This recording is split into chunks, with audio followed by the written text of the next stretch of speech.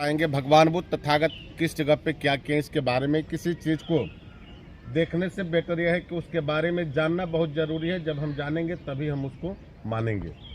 तो भगवान बुद्ध तथागत जब लास्ट बार वैशाली में वर्षावास किए थे तो वहाँ पे घोषणा किए थे कि आज से 3 माह बाद हम महापरिनिर्वाण लेंगे। इसके पहले कोई महापुरुष, कोई देवी देवता इस धरती पे पैदा नहीं लिया जो पहले ही घोषणा कर दे हम इस डेट में अपने शरीर को त्याग देंगे। ये फर्स्ट महापुरुष है जिसे भगवान बुद्ध तथागत के नाम से जाना जाता है। इनके साथ में 5000 बौद्ध भिक्षु थे। जब ये लोग वहाँ से चले तो यहाँ से 18-20 किलोमीटर पड़ता है, जिसका फर्स्ट नाम पावापुरी है, दूसरा पावानगर है। आज के डेट में उसे फाजी नगर के नाम से जाना जाता है, चुंदा प्लेस के नाम से जाना जाता है। उसी जगह पे एक चुंद नाम का व्यक्ति रहता था जो किसी भी धम्म के साधु संत को देखते ही उसके मन में अजीब सी जागरूक पैदा होता था कि मतलब क्या चीज दान कर दे। दान पारमिता उसकी बहुत तेज तरार थी। धम्म किससे चलता है? दान पारमिता से। उसी के आम्रवन में भगवान बुद्ध तथागत, बौद्ध भिक्षुक, उपासक उपासिकाएं सभी लोग आकर के जमीन पर लेटे थे, विश्राम कर रहे थे, आराम कर रहे थे। तब तक जो चुंद नाम का व्यक्ति था उसका मंत्री दरबारी आम्रवन की तरफ आया और आकर के देखा यहाँ पे तो बौद्ध भिक्षुक, उपासक उपासिकाएं, कुछ लोग साधु संत आए हैं जो जमीन पर लेटे हैं। इतना देखने के बाद चुपके से लौट के आया और चुंद से कहा कि हे महाराज, अपने आम्रवन में बौद्ध भिक्षुक, उपासक उपासिकाएं, कुछ लोग साधु संत आए हैं जो जमीन पर लेटे हैं। इतना सुनने के बाद जो चुंद नाम का व्यक्ति था दौड़ के आया और भगवान बुद्ध तथागत के चरण में गिर पड़ा और गिर के कहा कि हे भगवान बुद्ध तथागत, बौद्ध भिक्षुक, उपासक उपासिकाएं, आज आप सभी लोग हमारे वहाँ ठहरिए, स्नान करिए, आराम करिए, भोजन ग्रहण करिए, उसके बाद आप लोग आगे जाइएगा। तो बौद्ध भिक्षुक, उपासक उपासिकाओं के लिए चुंद ने अलग भोजन बनवाया और स्पेशल भगवान बुद्ध तथागत के लिए अपने हाथ से अलग भोजन बनाया। उसके मन में था कितना अच्छा से अच्छा भोजन बना करके भगवान बुद्ध तथागत को हम ग्रहण करा दे ताकि इनके साथ मेरा नाम अटल हो जाए, जुड़ जाए। किसी चीज को ज्यादा अच्छा बनाते बनाते वो खराब भी हो सकता है, जिसे हम लोग पाली में शुक्रमदो के नाम से जानते हैं। शकरकंद का नाम है पाली में शुक्रमदो। उसे खाने के बाद शरीर के अंदर दर्द, थकान जो भी कुछ रहता था खत्म हो जाता था। उसी में शहद, घी, मशरूम, गुड़ जो भी कुछ मिला चुंद ने सभी को एक ही में मिक्स कर दिया, जिसके कारण उसमें पॉइजन हो गया, जहर हो गया। आज भी घी और मध की मात्रा जब एक बराबर होगा तो जहर हो जाएगा। भगवान बुद्ध तथागत को पता लग चुका था कि हमारे भोजन में पॉइजन हो चुका है, जहर हो चुका है। भगवान बुद्ध तथागत कहे यदि हम मना कर रहे, इनकार कर रहे तो चुंद के मन में बहुत बड़ी कष्ट और ठेस पहुंचेगी, जिससे आने वाली कल के डेट में बौद्ध भिक्षु का कोई मान सम्मान नहीं करेगा। उपासक उपासिकाओं को जो है मनोबल टूट जाएगा, जिसके कारण भगवान बुद्ध तथागत भोजन को ग्रहण करने के बाद कहे कि चुंद, हमारे इस भोजन से किसी अन्य बौद्ध भिक्षु को न दिया जाए, इसे गड्ढा खुनवा करके पैक करा दिया जाए ताकि कोई भी जीव जंतु इसे न खा सके। उस समय भगवान बुद्ध तथागत को अतिसार हो गया, उल्टी दस्त होना चालू हो गया, तबीयत खराब हो गया। उस समय कुछ लोग लगे कहने कि भगवान बुद्ध तथागत को चुंद ने सुअर का मांस खिला दिया, जहर खिला दिया। उस समय भगवान बुद्ध तथागत कहे कि अनिच्चा संकारा जीवन उत्पन्न है तो इसका पतन होना अनिवार्य है। जितना ही हमारे लिए सुजाता का महत्वपूर्ण खीर था, जिससे हमारी बोध गया, बोधि वृक्ष पीपल के पेड़ के नीचे ज्ञान प्राप्त हुआ था, उससे कई गुना चुंद का मशरूम का भोजन है, जिससे हमारी महापरिनिर्वाण प्राप्त होगी। उस समय भगवान बुद्ध तथागत, बौद्ध भिक्षुक, उपासक उपासिकाएं सभी लोग वहां से चले। यहाँ से 10 किलोमीटर पड़ता है, जिसका फर्स्ट नाम निरंजना नदी है, दूसरा नाम उसका घाघी है। आज के डेट में उसे कुकुत्ता नदी के नाम से जाना जाता है। वहाँ पे भगवान बुद्ध तथागत, बौद्ध भिक्षुक, उपासक उपासिकाएं सभी लोग आए तो उसी जगह पे स्नान किया, आराम किया और कहे कि हमें कुसावटी जाना है। इसका फर्स्ट नाम कुसावटी है, दूसरा नाम इसका कुशीनारा है। आज के डेट में इसे कुशीनगर के नाम से जाना जाता है। यहाँ पे जब भगवान बुद्ध तथागत आए तो सबसे पहले, जिसे हम लोग माथा कुंवर टेम्पल के नाम से जानते हैं, जहाँ भगवान मेडिटेशन में बैठे हैं, सबसे पहले आए तो उसी जगह बैठे और बैठ करके आनंद जी को अपना पात्र दिए और कहे कि आनंद, हमें प्यास लगी है, पानी पिला दीजिए। उस समय आनंद जी कहे कि हे भगवान बुद्ध तथागत, यहाँ पे तो कहीं चापा के लिए कुआं नहीं दिखाई दे रहा, हम कहाँ से पानी लाएं। उस समय भगवान बुद्ध तथागत कहे कि आनंद, यहाँ से थोड़ी दूर पे हिडावती नदी है, जिसे आज के डेट में बुद्धा घाट के नाम से जाना जाता है, नौका विहार के भी नाम से जाना जाता है। हाई स्कूल इंटर के क्वेश्चन में भी आता है। कुशीनारा, कुसावटी, कुशीनगर किस नदी के किनारे बसा है? तो रिवर हिडावती नदी के किनारे बसा है, जस्ट दीवार के बगल में है। यहाँ पे आनंद जी जब पात्र को लेकर के आए पानी लेने के लिए, तो कुछ समय पहले बैलगाड़ी, हाथी घोड़ा जो भी कुछ था क्रॉस किया थे, आने जाने का मार्ग वही था। उसी समय 500 बैलगाड़ियां के साथ में क्रॉस किया था, जिसकी वजह से पानी गंदा हो चुका था। आनंद जी को बड़ी दुखित और चिंतित हुआ कि ये गंदा पानी ले जाकर के भगवान बुद्ध तथागत को हम नहीं पिला सकते हैं, नहीं ग्रहण करा सकते। आनंद जी दुखित और चिंतित होने के बाद लौट के जाते हैं माथा को टेम्पल और कहते हैं कि हे भगवान बुद्ध तथागत, वह पानी आपके पीने के लायक नहीं है, कोई और उपाय बताइए। उस समय भगवान बुद्ध तथागत कहते हैं कि आनंद, हमें प्यास लगी है, प्यास हमें सहन नहीं हो पा रहा है, हमें बहुत भिक्षुक उपासक उपासिकाएं सभी को यहाँ पे लास्ट उपदेश देना है। चरत भिक्षवे चारि के बहुजन हिताय बहुजन सुखाय।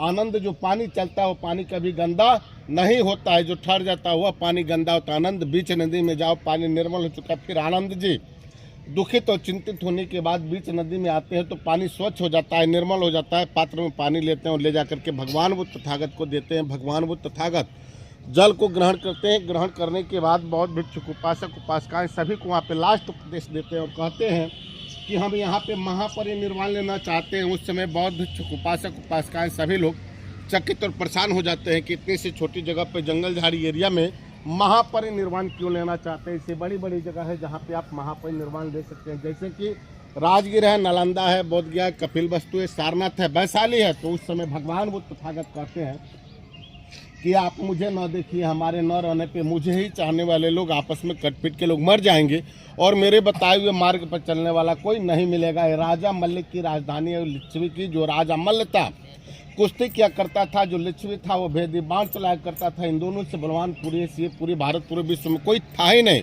उस समय भगवान बुद्ध तथागत कहे कि ये लोग जैसे चाहेंगे उसी हिसाब से लोग चलेंगे। तो पहले के साधु संत लोग जिस राज्य में जाते थे अपने शरीर को त्यागने के लिए, दाह संस्कार करने के लिए जमीन मांगते थे। उस समय राजा मल्ल को बुलवाए और कहे कि हे राजा मल्ल, हम तुम्हारे राज्य में महापरिनिर्वाण लेना चाहते हैं। उस समय राजा मल्ल ने कहा कि हे भगवान बुद्ध तथागत, मेरा 14 कोशिक राज्य है, यानी कि 42 किलोमीटर का ये राज्य आपका है। तो जहाँ लेटो ही प्रतिमा है, जिसे हम लोग महापरिनिर्वाण टेम्पल के नाम से जानते हैं, उसी जगह पे 2 साल वृक्ष का पेड़ था, एक उत्तर और एक दक्षिण। उसी पेड़ के बीच में सो करके भगवान बुद्ध तथागत तीसरे पर में महापरिनिर्वाण लिए। उत्तर साइड में सर को किया और दक्षिण साइड में पैर को। कारण यह है कि जितना ही हम लोग उत्तर जाएंगे इसकी हाइट ऊंची होती जाएगी, जितना ही हम लोग दक्षिण जाएंगे इसकी हाइट कम होती जाएगी, जिसके कारण भगवान बुद्ध तथागत उत्तर साइड में सर को किए और दक्षिण साइड में पैर को करने के बाद उसी जगह पे महापरिनिर्वाण लिए। महापरिनिर्वाण लेने के बाद इनकी बॉडी को पूरी अच्छी तरह से चंदन की लकड़ी का बक्सा बना करके तेल और घी में डुबा कर रखा गया। उस जमाने में किसी लेप या बर्फ का प्रयोग नहीं था, धूप अगरबत्ती भी जला कर रखा गया, इसलिए ताकि इनके शरीर और बॉडी से कोई बदबू कम न आए।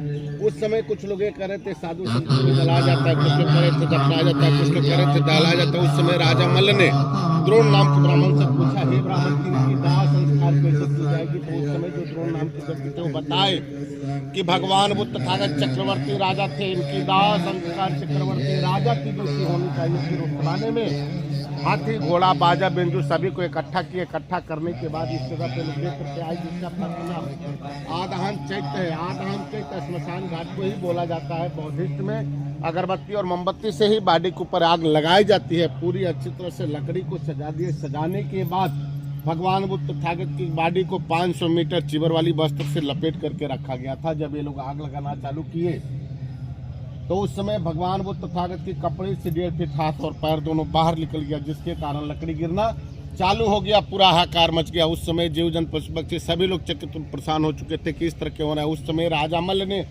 द्रोण नाम के ब्राह्मण से पूछे तो उस समय जो अनिरुद्ध बनते थे, जिनके नाम से अनुरुद्धा ये ग्राम सभा चलता है, वो बताए कि भगवान बुद्ध तथागत महाकश्यप का वेट कर रहे हैं। कश्यप सम्यक संबुद्ध है, जब तक आएंगे नहीं इनके बॉडी में आग लगेगा नहीं। फिर कश्यप के साथ में 7000 बौद्ध भिक्षु आए राज्य से चल के आकर के जब 3 बार ऐसे परिक्रमा किए जैसे हम लोग किए हैं, भगवान का पैर का नमस्कार किए, तो ऑटोमेटिक इसमें आग पकड़ लिया। इसमें आग कोई नहीं लगाया। पकड़ने के बाद अस्थि को बिटरवा करके राजा मल्ल ने कहा कि अस्थि हम किसी को नहीं देंगे, इसका भव्य स्तूप बनवाएंगे। उस समय अजातशत्रु भी बिंबसार का लड़का अपना सेना लेकर के आया और बोला कि पहले युद्ध करो, पहले मेरा अस्थि को हम लेकर के जाएंगे। उस समय बहुत भिक्षुक उपासक उपासिकाएं सभी लोग चकित और परेशान थे कि राजा मल्ल और लिच्छवी से युद्ध करके कोई नहीं जीत पाएगा, सबको मार डालेंगे। उस समय द्रोण नाम के ब्राह्मण कहे कि हे राजामल, आजीवन भगवान बुद्ध तथागत शांति के मार्ग पर चले, आप अस्थि के लिए क्यों शोर मचा रहे हैं, अस्थि को डिवाइड कर दीजिए। इनकी बातों को मान करके राजामल ने